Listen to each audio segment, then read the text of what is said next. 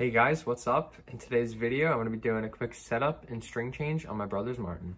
Alright, this guitar has been set up before. The action just came up a little bit, so I think we just need to adjust the truss rod a little bit. And other than that, the only thing we're going to do is change the strings on this guitar. If you guys don't have a string winder, I highly recommend getting one. They have a winder at the end, so it helps you remove and put on strings way faster than normal. It also has a bridge pin puller right here, which is super helpful on acoustic guitars, and it even has a string cutter at the end. So I'll leave a link in the description if you guys need to get one. All right, next we're going to be pulling the bridge pins out, and like I said, I'm going to be using the bridge pin puller on my string winder.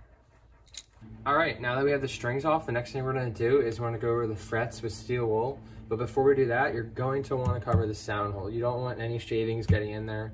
It will just drive you crazy. In this case, I'm going to be using just some painter's tape just to cover the hole. All right, now we're going to go over the frets with some quadruple zero steel wool. And instead of using painter's tape to cover up the fretboard, I'm actually going to be using a little fret cover. Depending on your guitar, you might not have to use tape or a cover at all, but in this case, it's not real wood, so I'm not sure if steel wool will affect it, and I don't want to take any chances, so I'm just going to cover it. All right, now that we went over all the frets with steel wool, I'm going to go over the frets with just a cotton cloth, or if you have a microfiber cloth, that will work well, just with some lemon oil. I know I said this isn't real wood. I know it's not going to soak it up or make it any dark or anything, but there's just some residue stuck on the fretboard from playing, so this should just help clean it all up.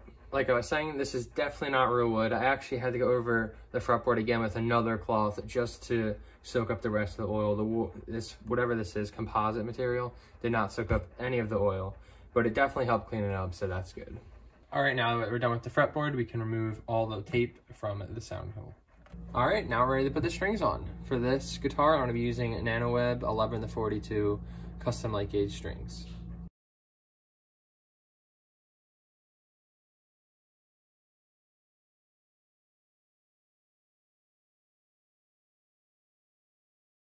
Okay, in case you guys have never changed strings before, I'm going to show you guys how I like to do it. You're going to want to stick the string through the tuning peg.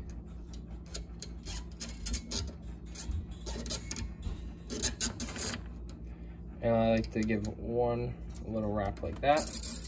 And then you just take the winder. And this is an important part. When the string's coming around, you want to make sure this goes over top of the one with my fingers on.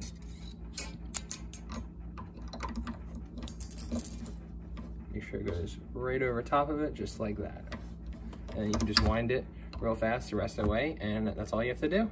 The reason I actually like doing it this way is, if you guys can see, the string is wedged in between the top and bottom, so it really just helps tuning stability. It just locks the string in there so it can't slip at all. All right, now that we have all the strings on, all you have to do is go ahead and clip off the ends of the strings. All right, now that we got the strings on and it's up to tune, we're gonna check the action height.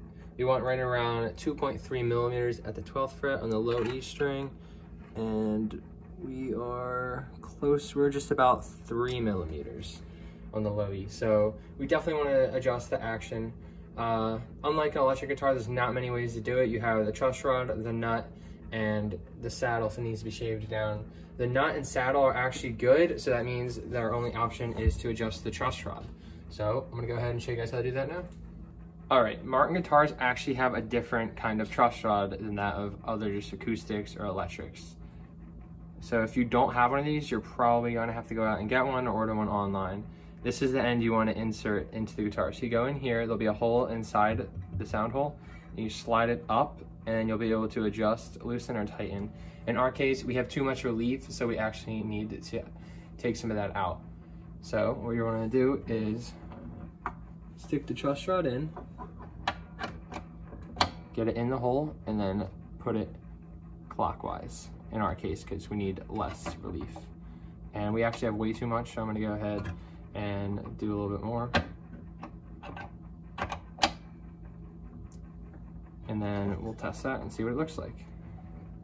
All right, now that I have the relief down to 0.010 of an inch, let's go ahead and check the action again at the low E string. All right, now we're actually about 2 millimeters, so we're a little bit below, but that's fine. There's no buzz anywhere, so I think we're gonna leave it for now. All right, we're all done setting up and changing the strings on this guitar. Like I said, it didn't have to be set up a whole lot. It's already been set up before, so the only thing we had to do was change the strings, clean up the frets a little bit, and adjust the relief in the neck. So thank you guys so much for watching. If you guys have any video recommendations or comments, please leave them down below.